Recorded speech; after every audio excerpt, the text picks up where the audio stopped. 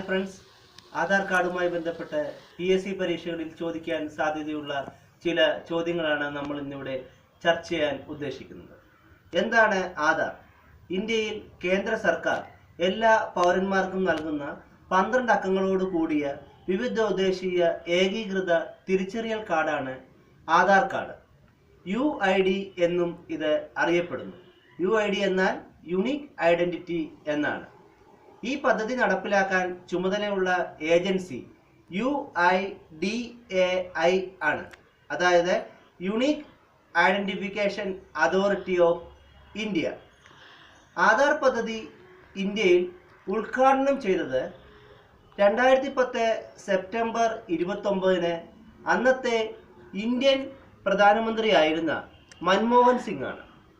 ഇത് മഹാരാഷ്ട്രയിലെ നന്ദർബാറിലുള്ള തെമ്പാലി എന്ന ഗിരിവർഗ ഗ്രാമത്തിലാണ് ആധാർ പദ്ധതി ഉദ്ഘാടനം നിർവഹിച്ചത്.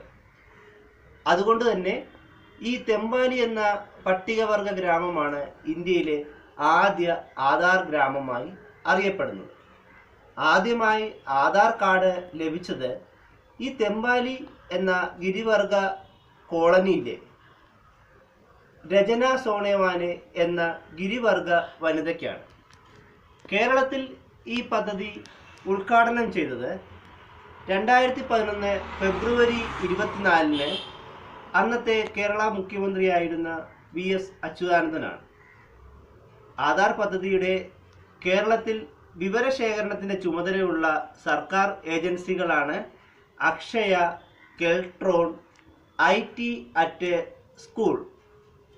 അടുത്തതായി ആധാറിൻ്റെ ചിഹ്നത്തെക്കുറിച്ചാണ്. ഇതാണ് ആധാറിൻ്റെ ചിഹ്നം. ഇതിൽ ഒരു മഞ്ഞ സൂര്യനെ നമുക്ക് കാണാം.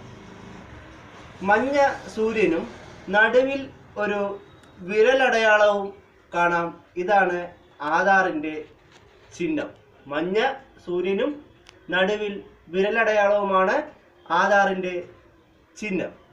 ഈ ആധാറിൻ്റെ ചിഹ്നം രൂപകൽപ്പന ചെയ്തത് അതുൽ സുധാകർ റാവു എന്ന വ്യക്തിയാണ്.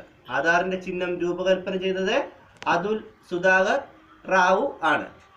ആധാറിൽ പ്രധാനമായും ശേഖരിക്കുന്ന വിവരങ്ങൾ എന്ന് പറയുന്നത് ഒരു വ്യക്തിയെ സംബന്ധിക്കുന്ന പ്രാഥമിക വിവരങ്ങൾ, വ്യക്തിയുടെ വിരലടയാളം, കൂടാതെ കണ്ണുകളുടെ ചിത്രം, ഫോട്ടോ എന്നിവയാണ് ആധാറിൽ ശേഖരിക്കുന്ന പ്രധാന വിവരങ്ങൾ.